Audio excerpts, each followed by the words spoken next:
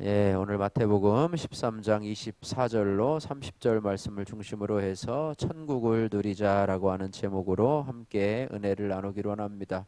본문 내용을 간단하게 살펴보면 예수님께서는 이 천국은 좋은 씨를 자신의 밭에 뿌린 사람과 같다 이렇게 비유를 하면서 사람들이 잘 때에 이 원수가 곡식 가운데서 가라지를 뿌리고 가더라도 그것을 뽑다가 잘못하면 알고까지도 뽑을 수 있으니까 가만두라. 그래서 둘 다 추수 때까지 함께 자라게 두면 예수님이 추수꾼을 통해서 나중에 가라지를 불사르겠다 이렇게 말씀하고 있습니다. 본문은 일반적으로요 이 알곡과 가라지 비유로 이렇게 불리는데요. 주인이 자기 밭에다가 좋은 씨를 뿌렸습니다. 그죠? 좋은 씨를 뿌리겠죠. 나쁜 씨를 뿌리질 않겠죠. 그런데 밤중에 원수가 곡식 가운데서 가만히 와가지고 가라지를 뿌립니다. 여러분 알다시피 가라지는 뿌려봤자 나중에 추수가 안 되잖아요. 그죠? 예. 싹이 나고 자랄 때 이 곡식과 이 가라지가요 구분하기가 어렵습니다. 똑같이 자라기 때문에 그렇습니다. 그런데 한참 자라서 결실할 때쯤 되게 보니까 이제는 가라지가 곳곳에 보이기 시작하는 것이죠. 그때에 종들이 주인에게 말합니다. 우리가 좋은 씨를 뿌렸는데 어째서 가라지가 생겼습니까? 라고 이야기를 하면서 주인님이 가라지들을 뽑아버릴까요? 라고 그러자 주인이 대답합니다. 그럴 것 없다. 가라지를 뽑다가 알곡까지도 상할까 염려가 된다. 추수 때까지 그냥 내버려 두어라. 추수 때에 추수꾼들을 시켜서 가라지는 묶어서 불에 살라버리고 창고에 드릴 수가 없잖아요. 가라지는 아무런 쓸모가 없으니까 불에 태워버리고 알곡은 곡식에 곡간에 드릴 것이다라고 그렇게 말을 합니다. 이 가라지는요 정확히 이 독보리라고 불리는 그런 종류라고 합니다. 밀과 이 독보리는요 모양이 비슷해서 처음 자랄 때는 구분이 잘 안 된다고 그래요.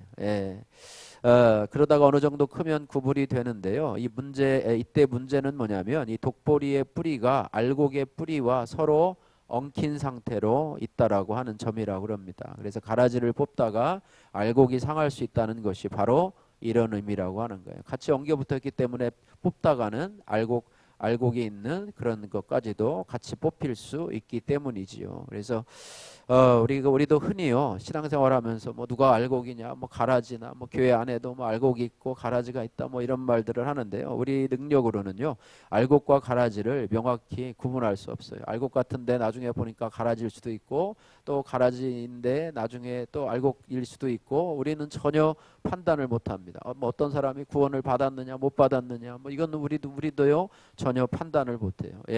지금은 뭐 평범한 것 같지만 또 뭐 세상에서 막 하는 것 같지만 나중에 구원받을 수 있고 또 지금은 열심히 하는 것 같지만 나중에는 또 잘못될 수도 있고 우리는 왜냐하면 우리는 앞길을 전혀 모르잖아요. 사람의 앞일을 알 수 없기 때문에 그래서 알곡과 가라지를 판단하는 것은 하나님께서 하실 일이라. 저 사람이 구원받았는지 또 못 받았는지는 하나님께서 판단할 일이라고 하는 것입니다. 그래서 그러므로 우리가 해야 될 일은 단지 그들을 사랑하는 것 뿐입니다. 사랑한다고 하는 것은요 그 사람을 향하신 하나님의 뜻이 있음을 우리가 인정하는 것입니다. 그래서 예수님은요 오늘 24절 말씀에 천국은 좋은 씨를 제 밭에 뿌린 사람으로 비유를 하고 계시는데요.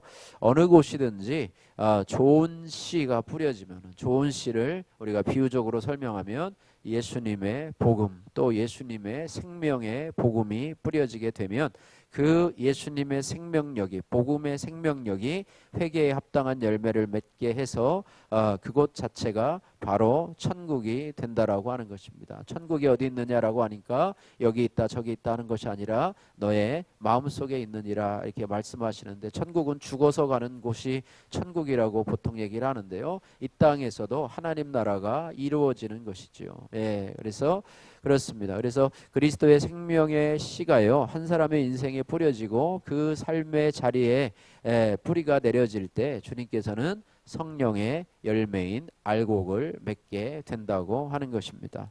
그러므로 예수의 생명의 씨, 좋은 씨를 제 밭에 뿌려진 이 그리스도인은요, 각 사람이 부르심을 받은 가정과 또 직장과 공동체에서 영생의 열매를 맺어가고 그런 삶이 곧 천국이라고 하는 것을 우리가 알 수가 있습니다. 그런데 문제는 25절 말씀에 좋은 씨가 뿌려진 밭이라고 하더라도요, 알곡과 가라지가 함께 자라난다고 하는 것입니다. 25절 말씀인데요, 사람이 잘 때에 그 원수가 와서 곡식 가운데서 가라지를 덧뿌리고 갔더니라고 그렇습니다.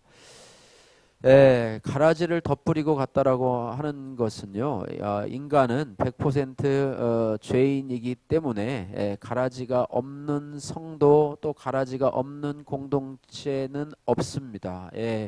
참 우리가 좋은 씨만 뿌렸다고 해서 우리 안에 여러분에게 늘 좋은 생각 또 좋은 것만 있으면 좋은데 마찬가지로요, 여러분이 은혜스러운 생활을 해도요, 여러분이 잘 때에 원수가 마귀가 와가지고 나쁜 생각을 뿌리고 가면 그 안에 가라지가 자라는 것이죠. 교회에서도 거룩한 교회인데도 또 잘 때에 가라지가 와서 원수가 와서 가라지를 뿌리고 나면 교회 안에서도 가라지가 자라는 것이죠. 이런 이치가 바로 그것이라는 것입니다. 그래서 가라지는요, 우리가 스스로 뿌리는 것이 아니고요, 외적인 요인에 의해서 뿌려지게 된다라고 하는 것입니다. 그래서 우리 자신도 모르는 사이에, 특별히 우리가 영적으로 깨어있지 않으면 나 자신도 모르게 내 마음에 가라지가 쑥쑥 자라나게 되고요, 그렇습니다. 그래서 그러면 깨어 있어야 되는데 우리 스스로는 참으로 깨어 있기가 쉽질 않아요. 깨어 있기가 쉽지 않고 그렇습니다. 그래서 하나님께서는요, 친절하게도 우리로 깨어 있게 하시려고 우리에게 힘든 사건을 주시고 또 그것을 함께 나누며 갈 믿음의 공동체를 허락하심으로 영적으로 잠자고 있는 우리를 깨우시고 또 교회를 깨워 주셔서 파수꾼의 역할을 감당하게 하신다고 하는 것입니다. 그래서 우리에게 힘든 사건이 있고 내 삶에 어려운 일이 있다고 하는 것은 나로 깨어 있기 위해서 하나님이 주신 그런 축복의 사건임을 우리가 기억해야 할 것입니다. 여러분 가라지가 뿌려지는 것을 막도록 깨어 있으라고 하나님께서 나에게 허락하신 그런 여러분 인생의 힘든 사건은 무엇입니까? 여러분 그로 인해서 불평하지 마시고 오히려 감사하시기를 주님의 이름으로 축복합니다.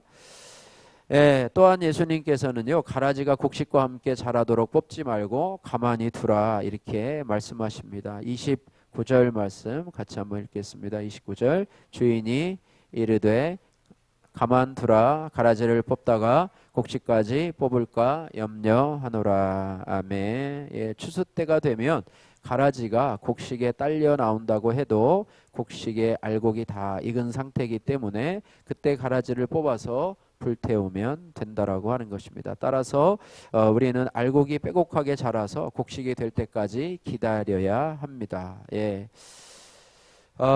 창세기에 보면은요, 하나님께서 이 소돔과 고모라를 심판하는 과정을 보면은 이 알곡과 가라지를 가려내는 그런 것들에 대한 비유를 알 수가 있는데요.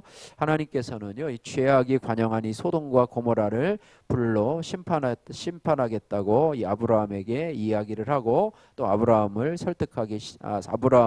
하나님을 거꾸로 설득하기 시작합니다. 그래서 다름 아닌 알곡인 의인을 아끼는 마음이 바로 아브라함의 마음인데요. 아브라함은 처음에 의인 50명이 그 소돔과 고모라 성에 있어도 하나님 그 성을 심판하실 작정입니까? 이렇게 묻습니다. 그러자 하나님은 이에 대해서 내가 소돔 성 중에 의인 50을 찾으면 그들을 위해서 온 지경을 용서하리라 이렇게 말씀하고 있는데요. 거기에 있는 의인 50이 바로 알곡입니다. 이 알곡 때문에 주님은 소돔성의 죄악이 하늘에 달하지만은 용서하시겠다라고 말씀하고 있는데요. 아브라함은 계속해서 설득해서 의인 10명까지 낮춥니다. 이 의인 10명까지 낮춰요. 그러나 결국 소돔성은 멸망하고 말죠. 그게 무슨 뜻입니까? 결국 소돔과 고모라 성에 의인 10명이 없어서 알곡 10명이 없어서 결국에는 망하게 된다라고 하는 것입니다. 한 나라가 서고 망하는 것 이거는 죄인의 수가 많아서가 아니고요. 의인이었기 때문에 그렇습니다. 그래요. 주님은요 이스라엘의 심판을 명하시면서 예레미야에게 이렇게 명하시는데요. 예레미야 5장 1절 말씀에 너희는 예루살렘 거리로 빨리 왕래하며 그 넓은 거리에서 찾아보고 알라. 너희가 만일 공의를 행하며 진리를 구하는 자를 한 사람이라도 찾으면 내가 이 성을 사하리라. 이렇게 말씀을 하고 있습니다. 10명뿐 아니라요 알곡과 같은 한 사람 의인만 있어도요 심판하지 않는 것이 하나님의 마음입니다. 할렐루야.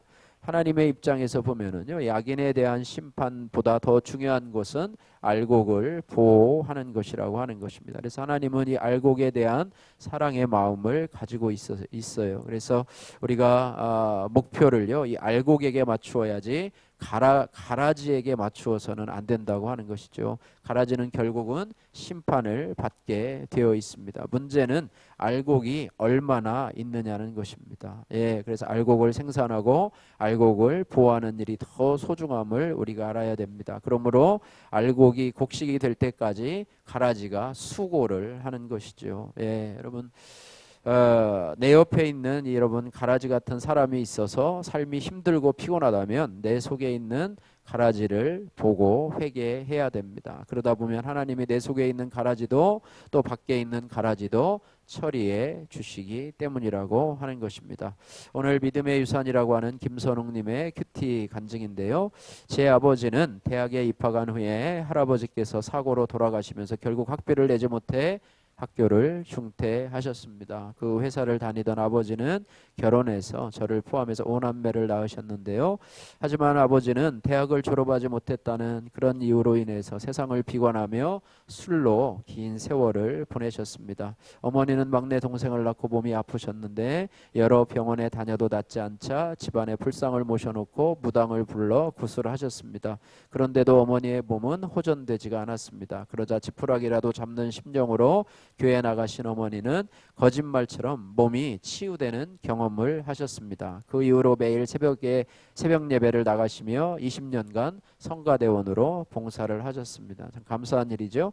비록 한글은 모르셨지만 반복 연습을 통해서 음률과 가사를 기억해서 찬송하셨습니다. 그러던 중에 아버지도 어머니의 전도로 교회 나가시다가 58세에 간경화로 천국에 가셨습니다. 오늘 말씀에 오늘 24절 말씀에 천국은 좋은 씨를 제 밭에 뿌린 사람 같으니 라는 말씀처럼 저는 유치원생 때부터 좋은 씨를 자기 밭에 뿌린 어머니의 손을 잡고 교회를 다니게 되었습니다.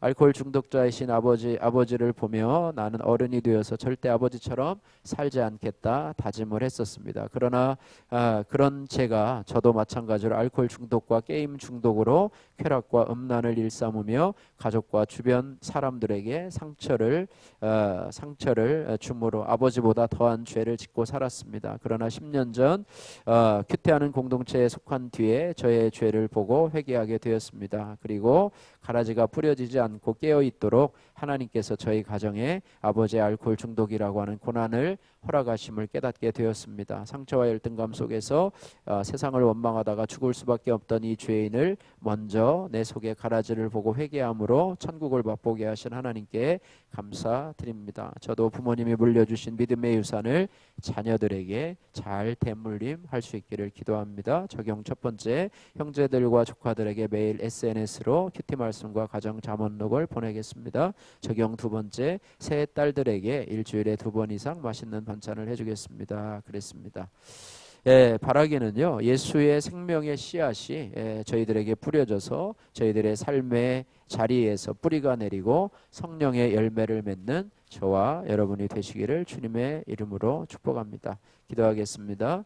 사랑의 하나님 아버지 감사합니다. 가라지 같은 사람 때문에 지금 제가 힘든 것은 영적으로 잠들어서 가라지가 뿌려지도록 내버려 둔 제 삶의 결론입니다.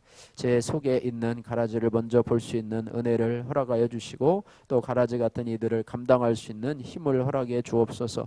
내 힘으로 그들을 뽑지 않고 하나님의 때까지 잘 기다리게 하시고 또 제 안에 예수의 생명이 잘 뿌리 내려서 하나님 성령의 열매를 맺을 수 있는 알곡과 같은 그런 인생으로 알곡의 인생이 될 수 있도록 축복하여 주옵소서. 예수님 거룩하신 이름으로 기도드립니다. 아멘.